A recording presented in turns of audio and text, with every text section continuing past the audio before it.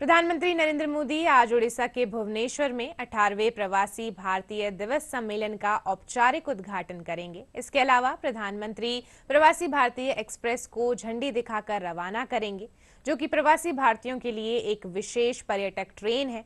ये ट्रेन दिल्ली के Nizamuddin railway station से रवाना होगी और 3 सप्ताह की अवधि के लिए भारत में पर्यटन और धार्मिक महत्व के कई स्थलों की यात्रा करेगी। वहीं प्रधानमंत्री 4 प्रदर्शनियों का भी उद्घाटन करेंगे।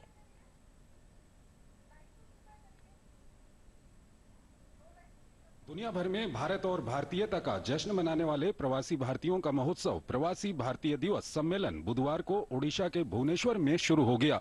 3 दिनों तक चलने वाले 18वें प्रवासी भारतीय दिवस सम्मेलन में दुनिया भर से आए 5000 से अधिक प्रवासी भारतीयों का जमावड़ा हो रहा है। अलग अलग देश, अलग अलग पहनावा, भाषा भी अलग अलग, लेकिन पहचान सिर्फ भारत और भारतीयता।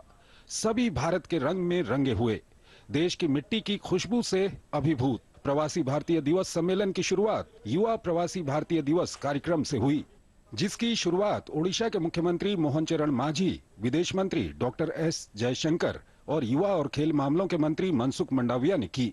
विदेश मंत्री डॉक्टर एस जयशंकर ने कहा कि प्रधानमंत्री नरेंद्र मोदी की अगुवाई वाले तेजी से बदलते नए भारत में सरकारों के काम करने का नजरिया बदला है। पीएम मोदी ने देश को चलता है से होगा कैसे नहीं वाला एटीट्यूड दिया है।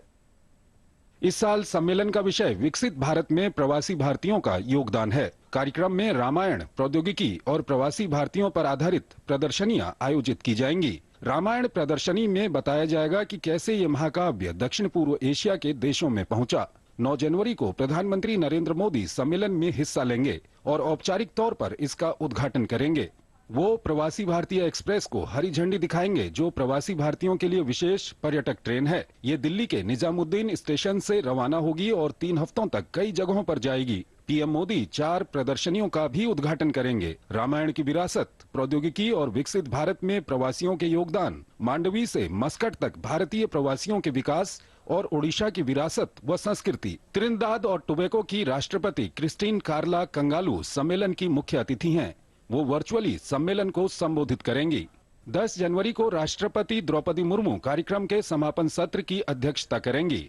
राष्ट्रपति मुर्मू कई प्रवासी भारतीयों को प्रवासी भारतीय सम्मान भी देंगी। प्रवासी भारतीय दिवस की शुरुआत महात्मा गांधी के 9 जनवरी 1915 में दक्षिण अफ्रीका से भारत लौटने की घटना को याद करते हुए 2003 में की गई थी। इस दिन को मनाने का उद्देश्य प्रवासी भारतीयों के योगदान और उनकी उपलब्धियों को पहचानने, प्रवासी भारतीयों को उनकी जड़ों से जोड़े रखने और दूरियां मिटाने के साथ भारत की वैश्विक स्थिति को भी मजबूत करने का प्रयास है।